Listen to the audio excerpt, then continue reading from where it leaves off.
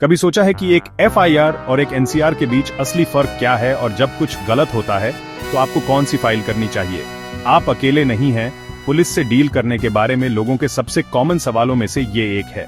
तो चलिए इसे सिंपली और क्लियरली समझते हैं। एफआईआर का मतलब है फर्स्ट इंफॉर्मेशन रिपोर्ट। एक एफआईआर को पुलिस इन्वेस्टिगेशन शुरू करने के लिए आपकी डायरेक्ट टिकट समझो। जब भी कोई सीरियस क्राइम होता है, जैसे चोरी, हमला, मर्डर या कुछ भी जिसे कॉग्निजेबल ऑफेंस कहा जाता है, तब आप एफआईआर फाइल करते हैं। इन केसेस में पुलिस को एक्शन में आने के लिए किसी की परमिशन की जरूरत नहीं होती है। वे इन्वेस्टिगेट कर सकते हैं, अरेस्ट कर सकते हैं और एविडेंस कलेक्ट कर सकते हैं, सब कुछ अपने आप। लेकिन क्या होगा अगर प्रॉब्लम इतनी बड़ी ना हो?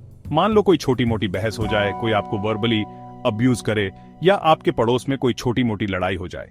इन सिचुएशंस में आप एक एनसीआर फाइल करते हैं, जिसका मतलब है नॉन कॉग्निजेबल रिपोर्ट। यहां सबसे बड़ा फर्क यह है, पुलिस सिर्फ इसलिए डायरेक्ट एक्शन नहीं ले सकती क्योंकि आपने एक एनसीआर फाइल की है। वे किसी को अरेस्ट नहीं कर सकते या इन्वेस्टिगेशन शुरू नहीं कर सकते जब तक कि लोकल कोर्ट उन्हें परमिशन न दे। इसे एक एग्जाम्पल से और क्लियर करते हैं।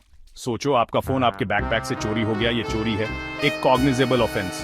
आपको एक एफआईआर फाइल करनी ही होगी और पुलिस को इसे एक्सेप्ट करना होगा और अपनी इन्वेस्टिगेशन तुरंत शुरू करनी होगी। अब मान लो कोई आपको सड़क पर बुरी बातें कहता है, ये नॉन कॉग्निजेबल है। आप एक एनसीआर फाइल कर सकते हैं, लेकिन पुलिस ज्यादा कुछ नहीं कर सकती जब तक आप कोर्ट के थ्रू ना जाएं। इस फर्क को जानना बहुत इंपॉर्टेंट है, क्योंकि यह डिसाइड करता है कि आपको पुलिस से किस तरह की हेल्प मिलेगी। गलत तरह की कंप्लेंट फाइल करने से कीमती टाइम वेस्ट हो सकता है या आपके केस को कमजोर भी कर सकता है। तो एक स्ट्रॉन्ग कंप्लेंट कैसे लिखें? अपने फैक्ट्स को हमेशा क्लियर रखें। क्या हुआ, कब, कहां और कौन इन्वॉल्व था। बढ़ा चढ़ाकर मत बताओ या इंपॉर्टेंट डिटेल्स छोड़ो मत। क्लैरिटी यहां आपकी बेस्ट फ्रेंड है। और याद रखें, आपको अपनी एफआईआर या एनसीआर की कॉपी पाने का राइट है। पुलिस स्टेशन से उसके बिना बाहर मत निकलना।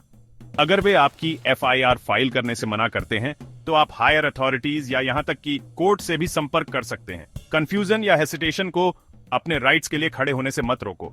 चाहे वह एफआईआर हो या एनसीआर, इन बेसिक्स को समझना तब बहुत फर्क ला सकता है जब आपको सिस्टम को अपने लिए काम करवाना हो। अगर आपको यह गाइड हेल्पफुल लगी तो इसे अपने दोस्तों और फैमिली के साथ शेयर करें। आपको कभी नहीं पता कि अगला कौन इस जानकारी को जरूरतमंद होगा। अवेयर रहें, एम्पावर्ड रहें।